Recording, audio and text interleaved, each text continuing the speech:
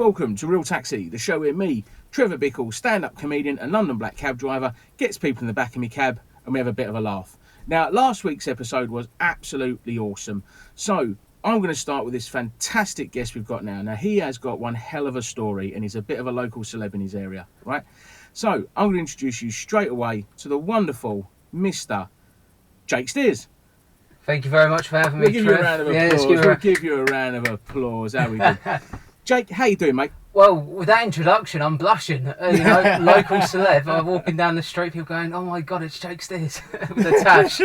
We'll get on to why you're a local celeb in a second. So I'm going to ask you straight away, obviously, the question everyone kind of knows. What's been happening to you during lockdown? Well, what's been happening? Not much. It's just I've been fortunate to work from home, so I've been lucky on that front. But I've got into walking. I've been walking a lot and doing some parkour, running around skate parks. Parkour? Yeah. What are you doing? Jumping on people's fences and stuff like that? Yeah, it's just a blast to the past of house parties when the parents would come in and you'd have to run out the back garden and climb over the fence. A bit of nostalgia for you. I was never one to climb, so I would just run into the fence. You know, like that guy in Hot Fuzz where he just runs into the fence. Yeah. I was pretty much like that. Bloody hell. Well, Jake has been in the stand-up comedy circuit now for how long? I'd say about coming up to 3 years this summer. So 3 years, wow. And do you have many gigs booked for after lockdown? I've only got a handful, maybe 4 or 5 gigs, but I've recently bought a car, so I'm planning to go all over the country, go to any village that will host me, so they can tolerate me. What would you say your style's like, Jake? My style, I'm a storyteller, so if you've ever seen a John Mulaney or even a Mickey Flanagan that tells a story, has an idea and then just builds stories around it, I focus more on my life because I'm from an Irish immigrant family, council estate, working class, so I kind of talk about growing up in that environment. Okay, and you say so you say your family originally from Ireland then? Yeah, so my mum, she was born and raised in Dublin in the 60s and 70s, and then moved over to Hempstead, England in the late 80s. And my dad, even though he was born in England, his family are originally from Wicklow way, originally going back a few generations. So there's quite a lot of Irish in us. Yeah, as we can see now I can see you're having the same problem with me during lockdown as well. What I mean by that is we both need a barbers, don't we? Oh, what are you saying, mate? I spent ages looking in the mirror, combing it over. I've even got hair oil, but no, I agree, it's in dire need of cutting. I must say that's a rascal of a tash you got there. The funny thing was I had a real bushy beard, and my mum and dad sat me down and Jake, that is awful. You need to get it trimmed, and I was like, okay. But what I planned was to get rid of it all but leave the tash, and then when I come down after shaving it and they saw the tash, it was even worse than the beard itself. I'm getting called 80s porn star everywhere. Do you know, I've been the same as you, Jake. I don't know if you can see, everyone can see my hair, right? It is an absolute bush, and I end up wearing a hat. But what makes it worse is when you wear the hat and it flattens it, and it looks like you've got some sort of bowl. You've had a bowl on your head. You're literally describing my head. Oh, wicked, Jake. So, now, I brought up at the start about being a bit of a local celebrity. Yeah. Now, Jake recently appeared in his local newspaper, I should say. Do you want to let the people in? Okay, so let people in why you was in the rag, and then we'll discuss Okay, so I am having some treatment for a long chronic illness. I've got Crohn's disease, and I've just started the treatment, and I have to have it done in hospital, and I have to have it done in ambulatory care where the people there are having treatment for chemo and my illness, and it can be a bit bleak, and I was a bit disheartened that I had to have the treatment because I actually was feeling quite well, and I thought to myself, I can either let that illness take over my mind, make me feel shit, feel upset, down in the dumps, or I could do it with a smile on my face and say, I'm roll with the punches, So I thought let's turn up to Watford General Hospital at 9 a.m. on a Monday in a tuxedo. I walked in, suited and booted, clean shaven with the tash, walked in, went to the reception and said, "Oh, Jake Steers, 9 a.m. appointment." They looked at me and thought, "What on earth are you doing?" But immediately everyone was laughing, and that's exactly what I wanted. And the treatment is 4 hours long, so I had to sit there for 4 hours in a tux. No way. But I knew that anyway. I knew that, and that's why I wanted to do it as well. Do you know what, mate? I've got a lot of respect for that. You know what I mean? You some people, I suppose, could wallow in it. You know, and let it sort of take them over. But no, you're trying to put all sort of happiness on a dark sort of moment. You know what I mean? And it wasn't just for myself. And like you say, the wallow, I've definitely been in that position more times than I'd like to admit with this. And I thought, for once, no, let's do it my way. I'm going to have a laugh. And with the comedy as well, I thought, let's put a smile on some people's faces. Because I'm not gigging as much as that at the moment because of Corona. Let's do something fun and positive. And it wasn't just for me. Like the other people in that room, there were 4 other people, and they were all having the same treatment as me. They were all like smiling, chatting with me, engaging, and like asking me why I did it, explained it. Do you know what, Jake? I think that's fair play to you. Yeah. You know what I mean? Because I think a lot of people would wallow, would let it get to them quite a bit. You know, and so obviously you've got a condition called Crohn's. I don't know much about Crohn's, if I'm honest with you. At first I heard of it when I met you. So do you want to explain to people what Crohn's is? Yeah, it's an inflammatory bowel disease. It's like the symptoms are obviously having to go to the toilet a few more times, feeling lethargic, pain, like abdominal pain as well. And it can be like it can be a real insidious illness because it's invisible. Like you've just pointed out, you didn't know about it until you heard me talk about it. And if an average Joe down the street saw me, they wouldn't go, "Oh, that's Jake Steers with Crohn," sort of thing. It's invisible, so it's quite it's becoming less stigmatized because a lot of people, when I first had it, I saw people that would like look at me a bit differently, and just because I had to go to the toilet a few more times, you know. And over the years, it's becoming more and more spoken about, which I'm happy about. And as you mentioned, the newspaper article, that was to raise awareness as well. And it's a tough illness, but it's one that you have for life, and it can be treated by surgery or, well, normally it's medication, but surgery is like the last option. So basically, you really are just full of shit. Yeah. Well, probably less shit because I go so much. Do you do a lot about Crohn's in your comedy? I did a little bit, if I'm honest. Like I did, like when I first started out, I thought, let's talk about what I know. Going to the toilet, that's what I know. And I thought, let's talk about that. It's a natural reaction. I'm sure we all know how to do it. No, I started talking about it, but then I realised I was talking about it, not too much. I was talking about it to the point where people would be like, "Oh, that's the Crohn's guy." To me, I thought, I don't really want to be known. Like, yeah, that could be an add-on to me, sort of thing, something that you associate myself with, but it wasn't something I wanted to be known as, you know. So I've got a couple of jokes about having Crohn's, but for me, what I find funny about having this illness is I think it was a gig in Colchester. I told a joke about having Crohn's. After the gig, people coming up to me and say, "Oh, good gig, well done, Jake, blah, blah, blah." And this lady come up to me and she goes, "I'm offended." And I went, "Oh, what bit are you offended about?" Because all I talked about was being Irish and Crohn's. And she went, "The Crohn's disease." And I went, "Oh, I'm sorry to hear about that." And I said to her, "Do you have Crohn's?" She went, "No." And I said, "Oh, how can you be offended by that? Like, you haven't got the illness." She went, my niece has got it."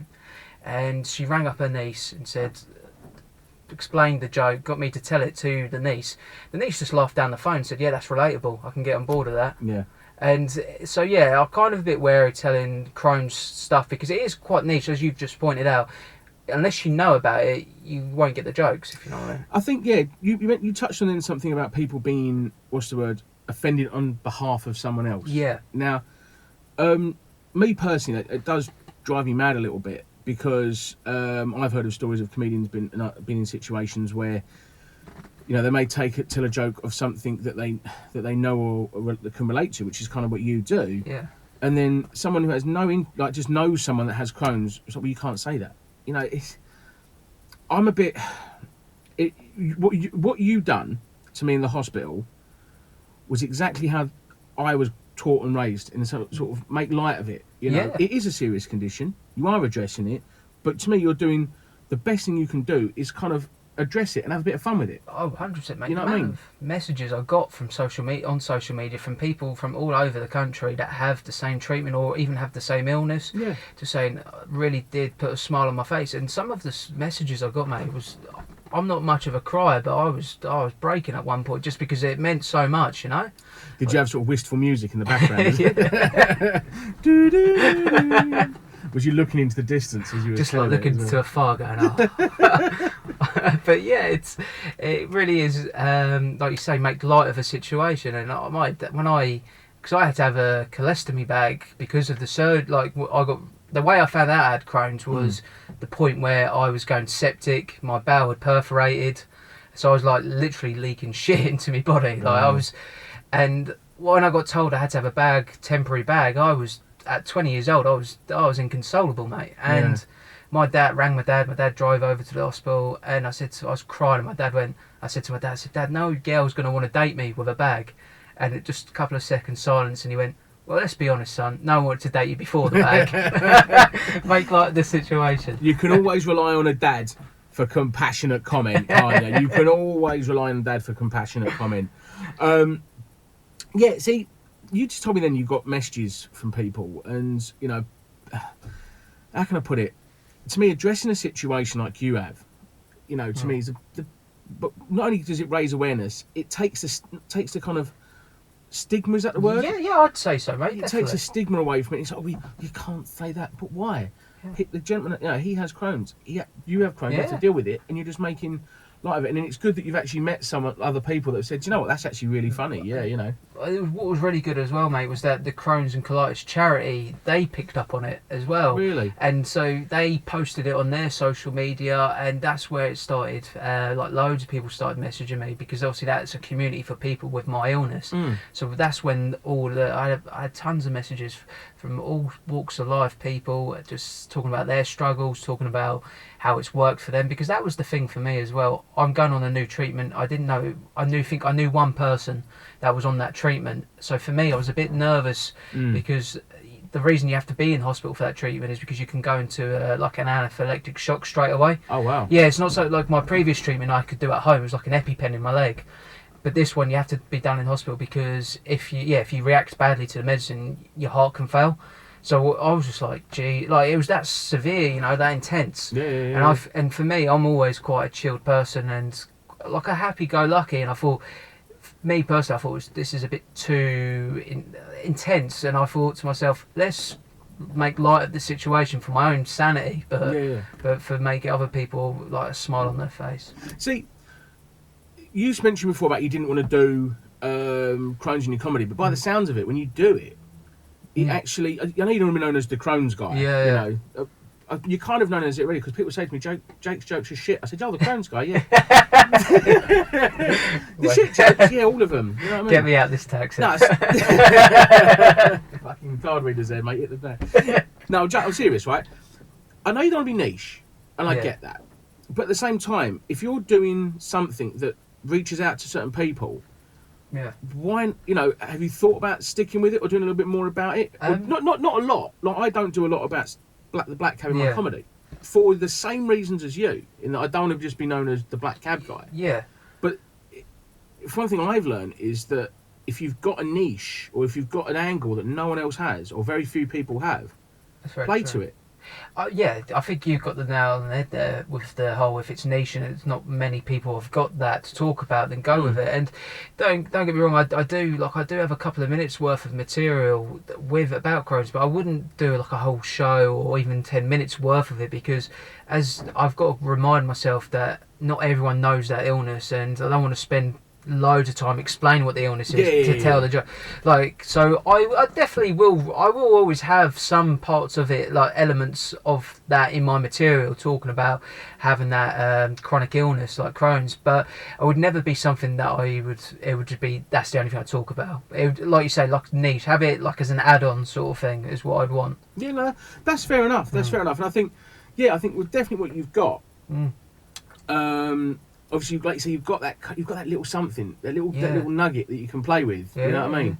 I've got this bloody thing. You know what I mean? Big nugget this. This massive fucking nugget.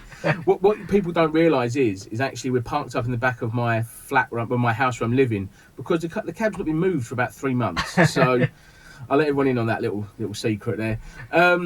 So with your comedy, do you what gives you inspiration to write your comedy? I actually watch a lot of comedy. Like I watch on Netflix, I watch any like level of comedy online or wherever, and just that kind of inspires me to get better.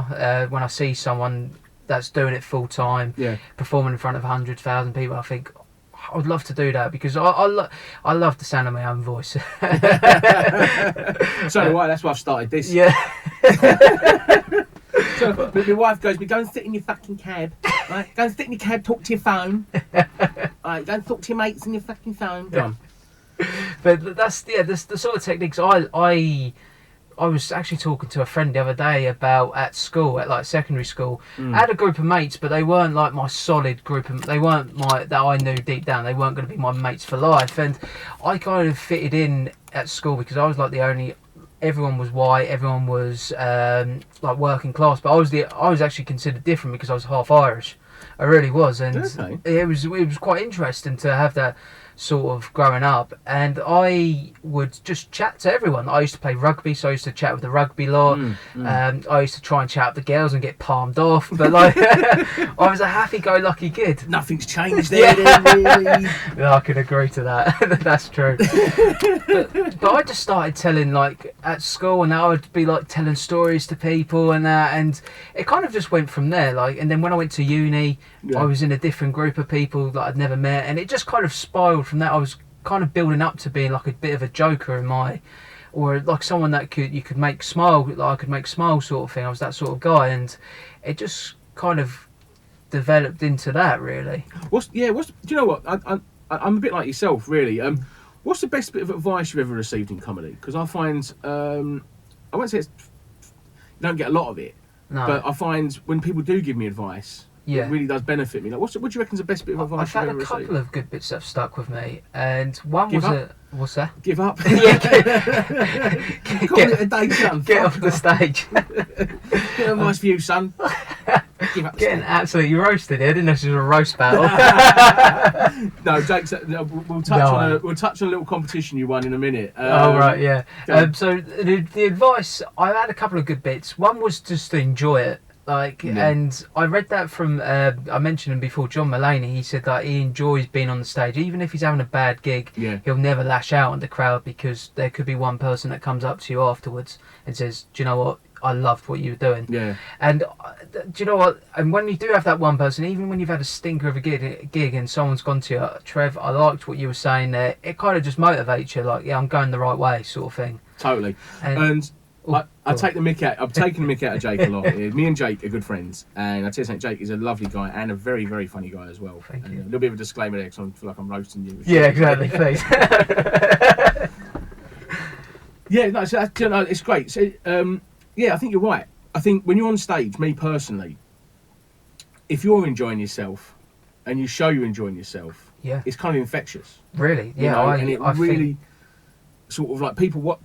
If you're enjoying yourself and your material's good, obviously, it kind of bounces. You know what I mean? Yeah. And if you're enjoying it, they're enjoying it. If they're enjoying it, you're enjoying it. It's just kind of you feed off it, don't you? 100%. And there's been many times where you've told a joke and it's gone so well, and you get the energy, and you get the chills, and you're like, "Oh, here we go, guys! I've got another zinger for you." You like that one? Yeah, exactly. Yes. But the other advice I got was off a comedian, like at a similar level to us, and I had a real bad gig in front of him, and I was dishevelled. I was fucking broken. And he came up to me and said, "Can I give you a bit of advice?" I was like, "Yeah, please, mate." And he said, "Go watch comedy." He said, "Go down to clubs that you're not gigging on the night. Just turn up and watch people, even people that you don't even A, know, or B, like their sort of material, like if they're one line or if they're observational or deadpan." He said, "Just learn and just absorb it all." And I started doing that, and Jesus Christ, Trev, in my ability, I felt like I went from like here to here, because I was able to study, and I saw people like die on stage that were much higher than me, but the way they managed to recover and the way, it's like an apprenticeship. Yeah, totally. Now you talk about going to watch other comedy. You and I mentioned earlier about a competition you've done. Oh yeah. Right. Now, Jake was in a competition about a year or two ago, wasn't there? Yeah, probably 2 years because of COVID now. Yeah. And it didn't work out for you, did it? I still got the trophy. I still got the trophy. Have you? Yeah. Well, basically, what it is, Jake was in a competition. Can I explain it? Yeah. Please go ahead. Jake was in a competition and he done well, won it, and something come out that he basically was that he'd actually done comedy years prior. Yeah. Now, what happened with this comedy years prior? Well, it was at uni, and the way it came about was, like I said, like I was in a new group of friends, I was having a laugh, and it was like literally the first few months at uni, and one of the guys I'd only known for a couple of months, he went, "Well, you think you're funny, Steers, why don't you go on stage and do it?" And I was like, nah, not interested. No, I'm just happy in my own bubble here, telling you stories and making you laugh. That same guy went and told another guy who ran a comedy night in Norwich where I went to uni. Yeah. So I was in the club, Lola Lows, for people that know that, in Norwich. I'm having the time of my life, 2 a.m. Top quality club, by the way. Oh, it really is. Top quality, sticky floors. No. And this big guy, about 6'8", comes up to me and goes, "Oh, you want to do comedy?" I was like, "No, mate stitched you up, sorry." He goes, "No, I'll put you on the bill for tomorrow night." And I was like, shit, like, I've got no material, like, I don't even know what to talk about. Yeah.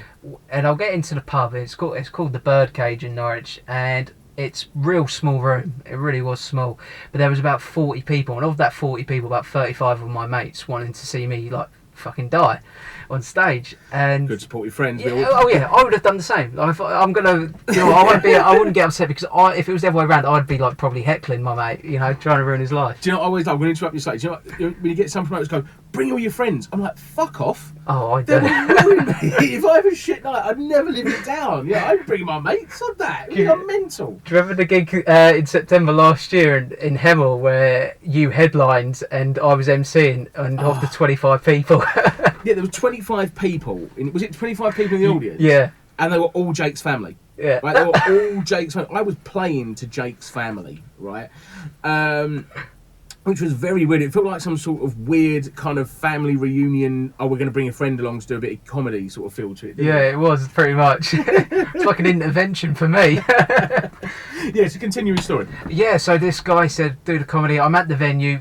Loads of my mates are there, and a guy before me goes on stage, does magic in comedy, and these two local punters heckle him off stage, like, say, "Boo, you shit, get off." Yeah. He brought his nan, his mum, his dad, and I'm stood there with my pint of like Stella just shaking like a shitting dog, going, "Oh my god," like, I'm proper nervous. I get on stage, do 5 minutes. My mate records it on his like BlackBerry sort of phone, and it went all right. I was happy with it. I didn't get booed off. I did 5 minutes and survived. Yeah. Like, that's all I wanted, just to say, I did it. And then, was it 9 years later? I'm starting to do comedy again. Started to do comedy, and I didn't know that video. I had made it onto YouTube. I forgot all about it, if I'm honest. Yeah. Like, actually, I knew it was on there because my mate posted, but after 9 years, I forgot about it. So I entered a new act competition. I didn't feel the need to disclose it, because it was 5 minutes in a pub where it was like alternative. So there was a musician, there was a magician, there was 2-3 people doing pure stand up. And it was in front of my mates in the back of a pub. And did the gig, won it, as you said. Like, I was obviously chuffed. And then like a week later, I got the email saying, "Oh, we found a video of you doing comedy 9 years ago. Explain." And I explained the situation, and then they were like, "That means you're a 9-year veteran on the circuit." 9-year veteran. I was thinking to myself, if I'm a 9-year veteran, I might as well pack it in, because I'm shit. 9-year veteran, you can still enter some competitions on the circuit, but that's a different story.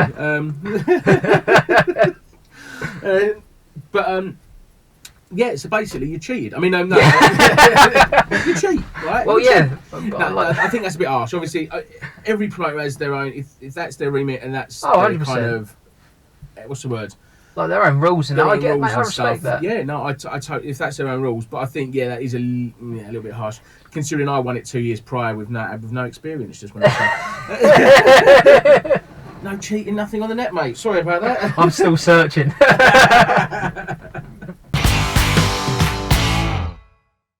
Jake, that was absolutely brilliant. And I was just wondering, do you fancy playing a game? Yeah, of course, definitely. Right, I've started this new little game, right? It's called How Much Is That Celebrity on Cameo, right? Now, have you seen the website Cameo? I've heard of it, like, but if you could explain it just for me. Right, the website Cameo is basically a website where you can go to celebrities and ask them to sort of record a message for a fee. Now, what I've done is I've picked 3 celebrities. I'm going to give you multiple choice on the amount, and then you're going to tell me what you think, okay? Yeah, okay. So the first celebrity we've got is Nigel Farage. The fans' favourite, Nigel Farage. I'm sure some people probably be going, boo. Some. Mr. Farage. Right, Mr. Farage, is he £75, £85, or £95 to get Mr. Nigel Farage to do a video message for you? Can I explain my thought process for it as well? Go for it. You're really going deep into this, Jake. Yeah, I like it. I'm a bit torn because he likes to say he's man of the people, so you'd think he'd do it cheap, but he's also very popular and he knows his worth. So I'm gonna, do you know what? I'm gonna go halfway house there. Was it £85, the middle one? Jake's got £85. The answer is £75. Man of the people. Yeah, For a cheap. bargain basement, £75. It's one of those DFS sales, everything must go. Right, the next one we've got is Mr. Paul Chuckle. Now, if anyone remembers the Chuckle brothers, we've got Mr. Paul Chuckle. I've got it written down here, right, so that's why I'm going to do this. Is he £26.75, £36.75, or £46.75 for Mr. Paul Chuckle to do a recorded message for you? Why is he doing 75p? Is it I something? don't know. Right. I'm actually surprised he's less than Farage. I know. I thought, he's iconic, this guy. I'm going to go the 46.75, the high end price. You've gone for 46, almost 50 quid for Paul Chuckle. Why could he do? Almost 50 bar for Paul Chuckle. Right, the answer is £36.75 for Mr. Paul Chuckle off of Cameo. Oh, I'm having a stinker. You're having a stinker, aren't you? 0. That's what I told you. Right, the last one. Jason Manford, the comedian, right? Is he £32.50, £42.50, or £52.50? God, what a sellout. Just think, Jake, in years to come, this could be you, my friend. I'll be charging a £5. Could you read them again? Sorry, one more time. Oh, it's always getting serious now. It's getting serious, right? £32.50, £42.50, or £52.50. I'm going high end again for him. I think he's done he's on TV quite a bit, so 52 quid 50. Yeah. He's gone for £52.50. The answer is £52.50. Everyone, he's finally got one. He was working at Iceland. It didn't work out for him, so he's had to get himself a £52.50 cameo. For an extra couple of quid, he'll show you a bit more. Right, that was great. Now, I'm going to go straight on to the final question. Now, this is the question I like asking all comedians, as I find it the most interesting story comedians often tell. So many of us often tell stories like about how wonderful they are on Facebook, and they always put how well they've done and how great their gigs are. But I want to know, Jake, what's the worst gig you've ever had? Oh, there's a few. Will it be quicker to see the best one? Yeah. I think one of the worst ones is probably got to be the one that me and you did up in Rendlesham in Suffolk. It was an act pulled out, so I was expected to do like 10 minutes, and then I got bumped up to do 15 to 20 minutes. So straight away I'm a bit nervous because I've only just started to touch doing 15 minutes on stage. We get there and it's like in a little community. Do you remember? Because you actually drove to the gig for us. That's right. It was in like a weird pub on an estate, wasn't it? Yeah, it really was. And like the pub was in the middle, and like the houses were around it. It was. Like the pub was the focal point, and everyone it was just sort of will build around it. Yeah. And it was really bizarre because it was literally like people go to church on Sunday. People just go to this pub. It was like their epicenter. And we get there, and I get told I'm doing more minutes than I planned to, so I'm a bit nervous for that. But I'm on stage, and I just remember like the parents were in the room watching whilst the kids were running outside. They hadn't drawn the blinds, so there was one kid banging on the window crying, and the audience just weren't paying attention to him, just ignoring the fucking child crying his eyes out. And I'm trying to do my material, and I keep seeing it in the corner of my eye, the kid, and I said, "Can someone shut the blinds, please? He's putting me off." Everyone found it funny, but they didn't. They didn't shut the blinds. So I still got this kid crying for his mum. And then there was a dog as well, wasn't there? There was a dog there was a couple of dogs in the crowd, and they just kept barking each time. Everything in this one, I tell you. Yeah, everything that could go wrong went wrong. I was in, I say, the green room. It was like a cupboard. Yeah, it was just basically a cupboard we were in. Yeah. And we were in there, and it was like where they kept all their stock. So we just stood there, and it was in the middle of summer, and it was roasting. I'm dripping with sweat, and it's a tough gig because the crowd, they were enjoying the fact that you were fucking up, if you know what I mean. Yeah. And after the gig, I remember sitting in the car with you and thinking, what on earth was that? But you learn from those gigs, you do. You do. They're probably the best gigs to learn from, sort of thing. I totally agree. I think I've not been doing this long like yourself, but I think what I've learned is you learn from your bad gigs. Yeah. From your good gigs, you come out there all pigeon chest, don't you? Yeah, like stride of pride sort of thing, you're balling around. What's that? Live at the Apollo? Yeah, I'm ready, son. Yeah, you know what I mean? give me 3 months, I'll be ready to bash that out. Yeah, but I think gigs like that are the ones you learn from. Plus, I always find the most funniest, is that proper English? Yeah. It's the funniest and most interesting stories you ever get.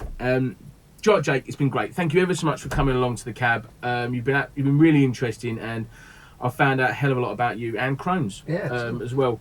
Now, Jake, I'll be putting up all of Jake's socials after this. Thank you ever so much for watching. We've really enjoyed it, and I hope you have too.